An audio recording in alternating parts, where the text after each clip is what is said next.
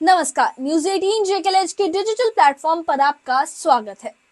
आज हम बात करने जा रहे हैं एक ऐसे कानून की जिसने देश की सियासत को गरमा दिया है।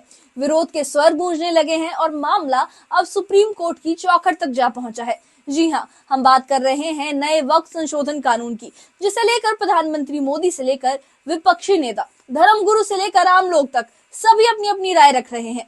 एक तरफ प्रधानमंत्री मोदी इस कानून को सामाजिक न्याय की दिशा में ऐतिहासिक कदम बता रहे हैं, तो दूसरी तरफ कांग्रेस और अन्य विपक्षी दल इसे धार्मिक स्वतंत्रता पर हमला मान रहे हैं। तो आइए आपको विस्तार से समझाते हैं क्या है ये पूरा मामला, क्यों मचा है ये सियासी घमासान, और इस पूरे मामले पर कौन क्या कह रहा है, और आखिर ये मामला सुप्रीम कोर्ट क्यों जा चुका है। इस खास रिपोर्ट में आपको सब बताएंगे।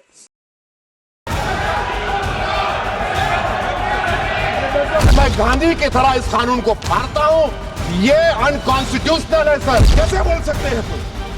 हम कानून को स्वीकार नहीं करेंगे। देश के अधिकांश राजनीतिक दल वक्फ बिल के खिलाफ हैं, तो उसे लाने की जरूरत क्या है जो जिद क्यों कर रहे हैं सरकार? तबका खड़ा नहीं है, छाती पर ठोक कर कहूंगा ज्यादा सीधा।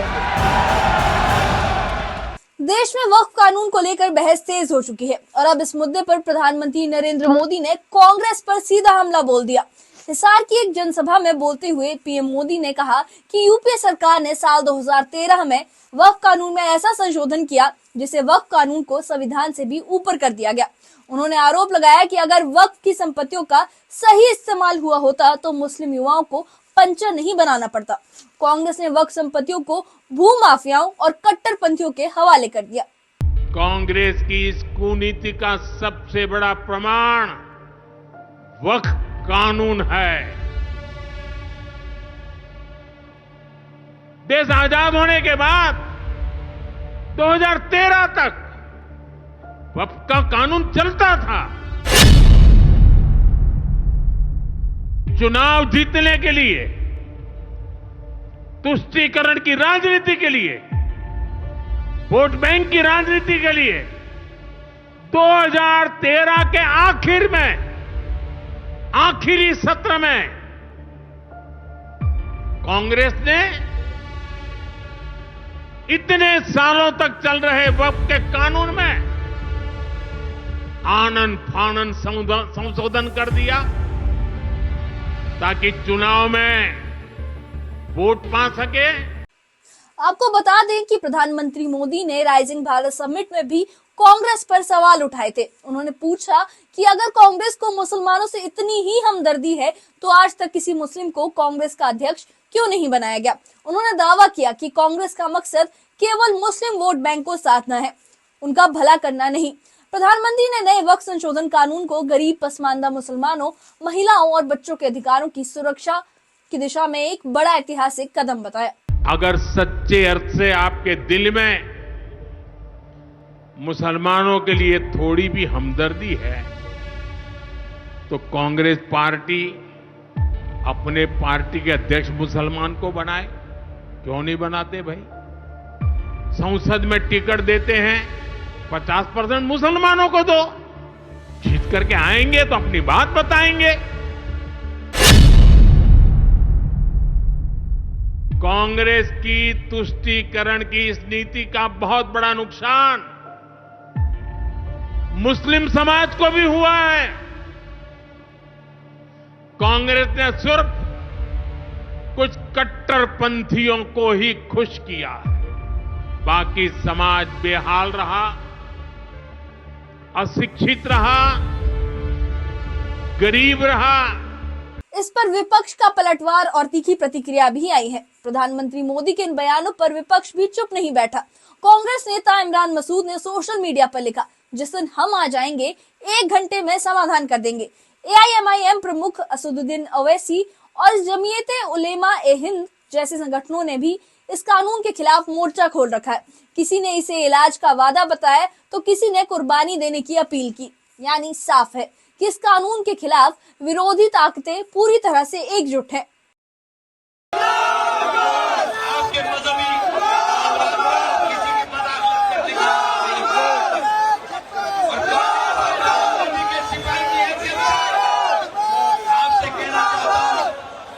जिस दिन सरकार में आए जो कानून बना करके लाए हो हम इसको ठीक करने का काम करते हैं।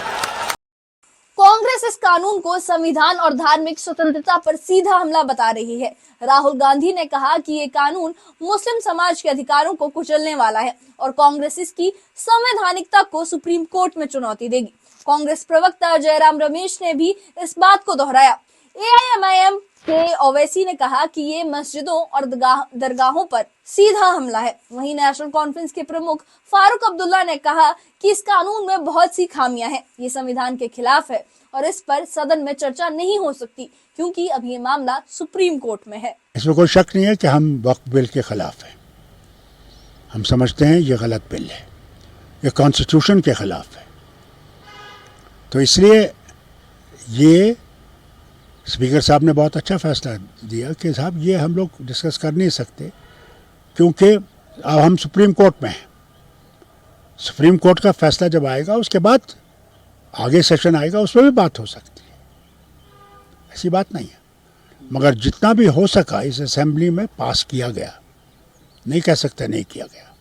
इस असेंबली में वो फैसले किए हैं जो आज तक हो नहीं सके। यहाँ अपोजिशन हेल्थी अपोजिशन नहीं है, यह अपोजिशन के लिए है। चलिए अब बात करते हैं वक्फ संशोधन कानून की हालिया स्थिति की। देश भर में इस कानून के खिलाफ प्रदर्शन हो रहे हैं। कुछ जगहों पर तो हिंसक झड़पें भी हुई हैं। अब तक 10 से ज्यादा याचिकाएं सुप्रीम कोर्ट में दाखिल हो चुकी हैं। याचिकाकर्ताओं का कहना है कि ये कानून संविधान के अनुच्छेद 25 और 26 का उल्लंघन करता है, जो धार्मिक स्वतंत्रता की गारंटी देता है। 15 अप्रैल को सुप्रीम कोर्ट में इस पर पहली सुनवाई हो सकती है और सबकी नजरें इसी पर टिकी है कि क्या कोर्ट इसे संविधान सम्मत मानता है या इसे असंवैधानिक करार देता है।